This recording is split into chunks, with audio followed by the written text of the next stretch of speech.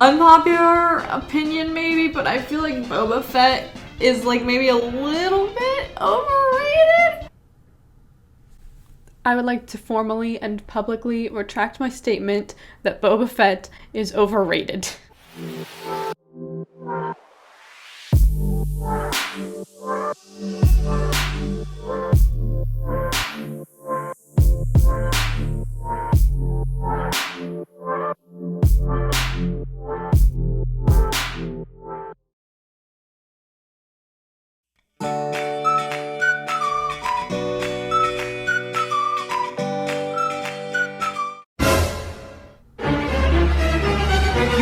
Cannot flash the title, The Tragedy, on the screen in front of me and not expect me to be fearing for baby Grogu's life for the entirety of the episode. Truly, as soon as I saw that, my entire body just clenched up and stayed clenched for literally the rest of the episode. Hey guys, what's up? It's Kat here. Thank you so much for coming back and joining me today. Hope you guys are all safe and doing well. We are here today to review and share our thoughts and debrief on the magic of Mandalorian Season 2, Episode 6, but also the sheer and total heartbreak and quite accurately named tragedy that we just witnessed. But yes, first and foremost, as I stated in the beginning of this video, I would like to retract my statements regarding Boba Fett being an overrated character within the Star Wars universe, specifically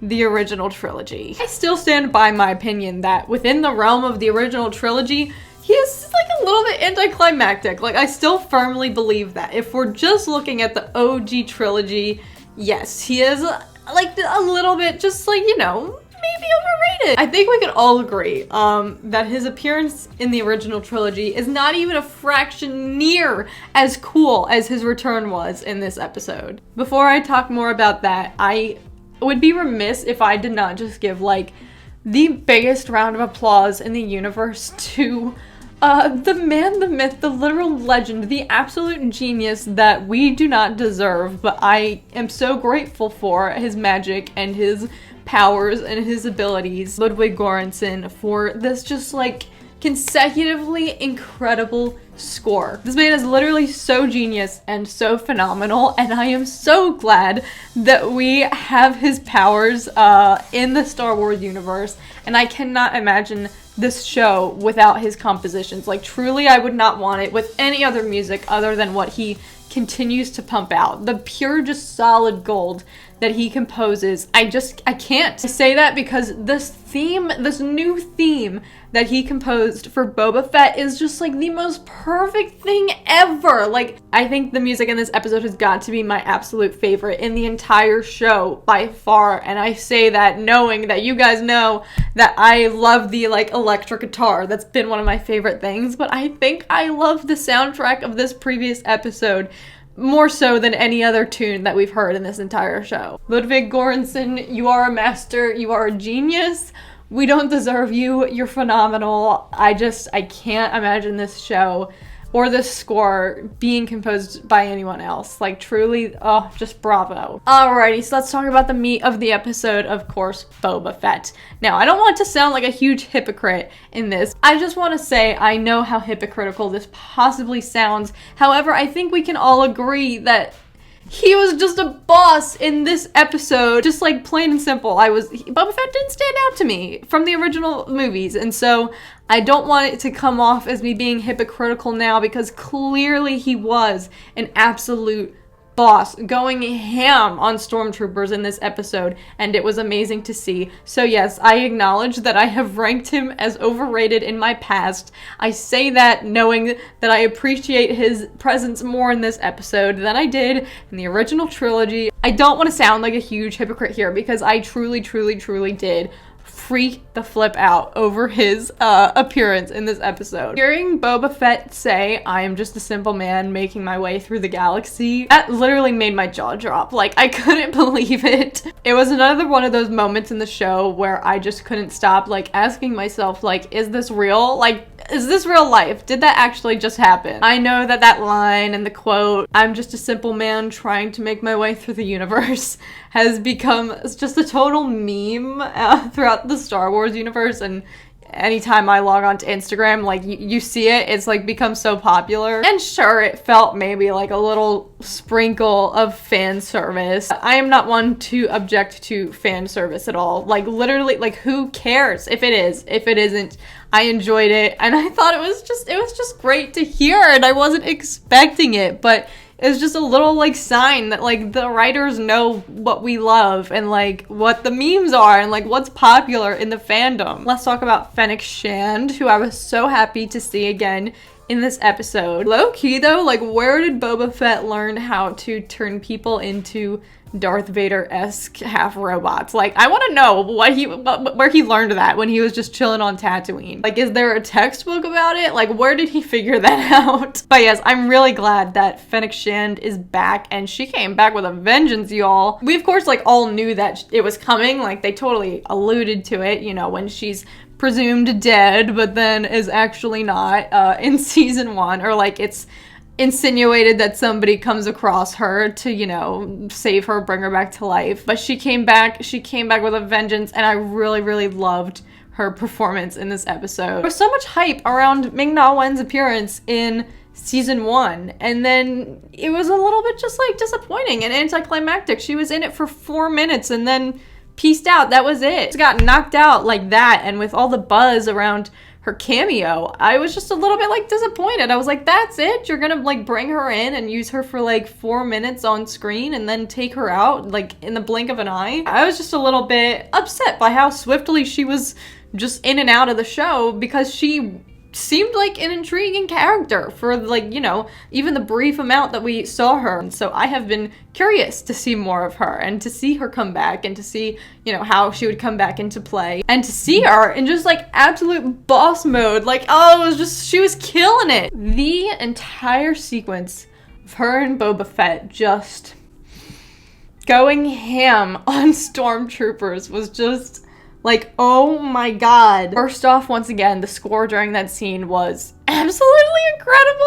It was so perfect. But seeing Boba Fett just like absolutely mercilessly smashing skulls, like it was literally unbelievable. Like, I was watching it in total awe, like loving every second of it. But I was just wondering in the back of my head, like, how the heck did that get approved by Disney? Because, oh my gosh, it was just on a whole other level of like no mercy, absolute just wrecking stormtroopers. You all know, I've said it openly, loud and proud, I want nothing more than like just an R-rated Star Wars movie with fight sequences like this, where they just go ham and just totally go full-blown OP boss mode and take out some stormtroopers. Like, that's the content that I want to see, and I did not think that it would get approved by Disney in this context because it was so graphic. Boba Fett just kicking butt, taking names, totally just like brutal. It was magnificent, but it was so dark and so violent and so like not kid friendly. I don't know, I'm not complaining, but I am still just like stunned that like Disney said, yeah, that's okay, show the stormtrooper helmets just shattering into a million pieces. It's totally fine. I'm low-key though really excited that we got to see Boba Fett wielding his staff, and to do it in such a gruesome way. But, you know, that weapon piqued my interest when we saw it kind of, you know, slung over his back when they gave a little tease of him in episode 1, so I was glad to finally see it in action. See Boba Fett back in his armor, that is perhaps one of the most just boss things I think I've seen like in all of Star Wars. I could just rewatch that clip of him just like rising up in slow motion back in his armor again like 1,000 times. I just really want to know what it was like to be Tamara Morrison.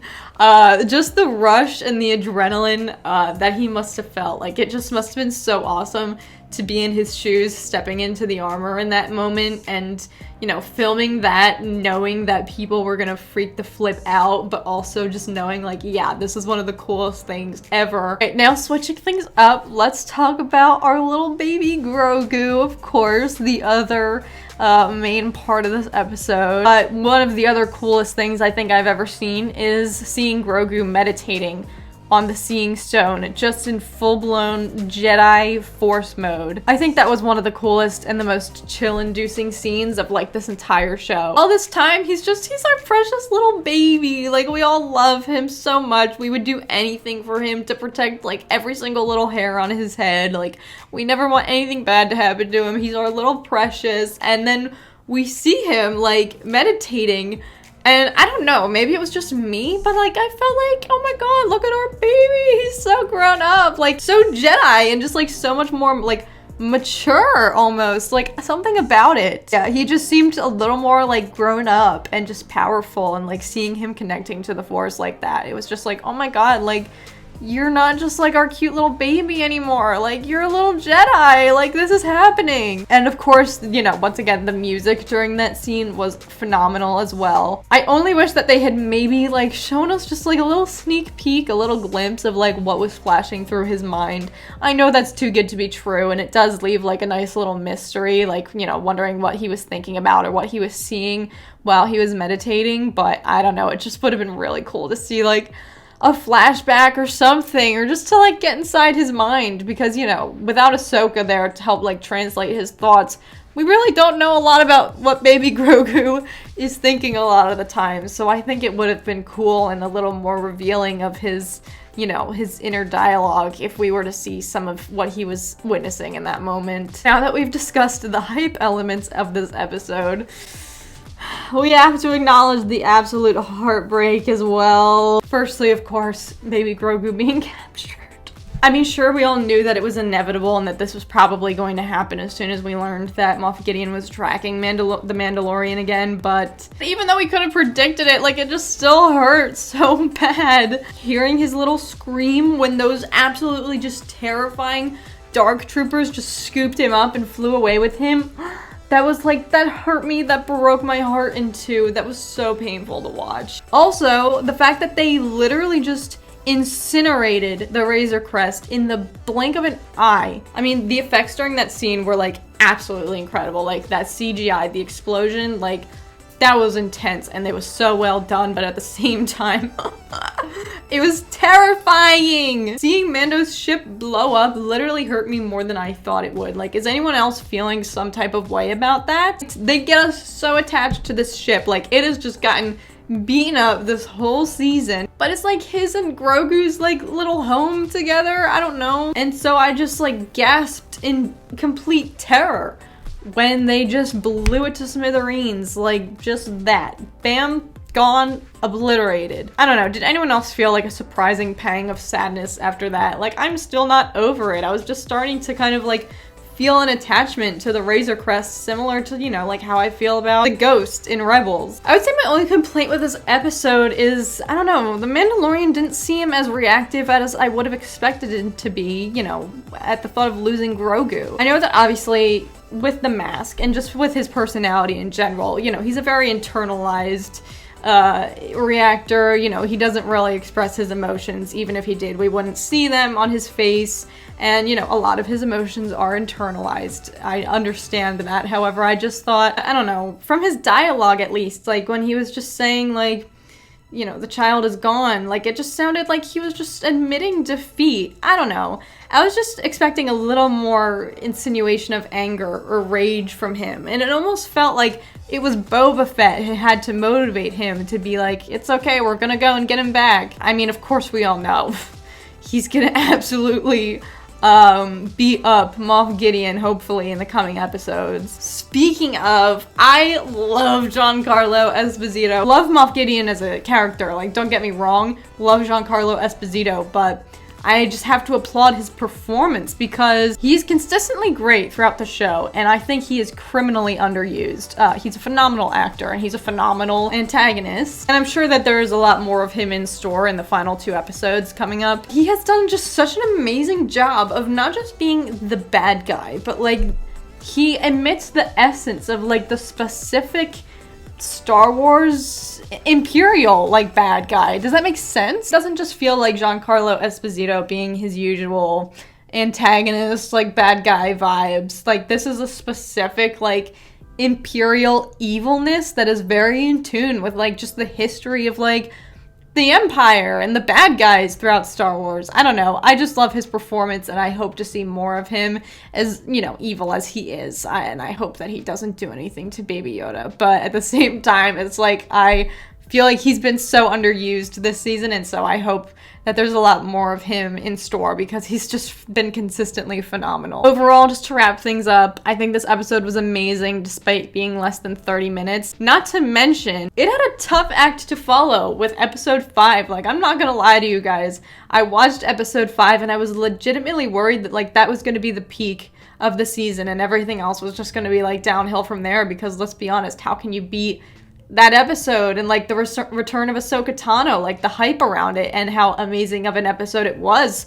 I was legit just worried that everything else was gonna pale in comparison and just feel lackluster following that, but that is clearly not the case. This episode was just so phenomenal. Not to mention, I'm pretty sure we all were worried that it was gonna be a filler episode too, so it clearly was not. This one just came out of nowhere and just like slapped us all across the face with how amazing it was. Everything about it I truly loved. I'm also just glad that they're finally beginning to reintegrate these characters and storylines that they introduced in season 1. I'll like admit, season 1 was beginning to feel like a little bit like disconnected to me compared to this season, which has been consistently like exciting and amazing, but I don't know, I was just beginning to feel like season 1 was starting to feel like its own completely separate thing. As much as I love where this season is going and the direction that the show was taking, it was kind of just beginning to feel like, okay, but like where is season 1 in the grand scheme of all of this? Like, is it just the foundation for the rest of the show and not gonna have anything to do with it? It was just beginning to feel like, okay, like where is season 1? Where does it fit into all of this? Is any of it even relevant? Like, when are you gonna start to integrate some of that back in? So I'm really, really glad that they're starting to connect now some of the characters and events of season 1 to make it feel a little more just like a consecutive storyline and not just 2 completely different and separated seasons. I think that's gonna be it from me today. Again, Boba Fett, I'm sorry that I called you overrated.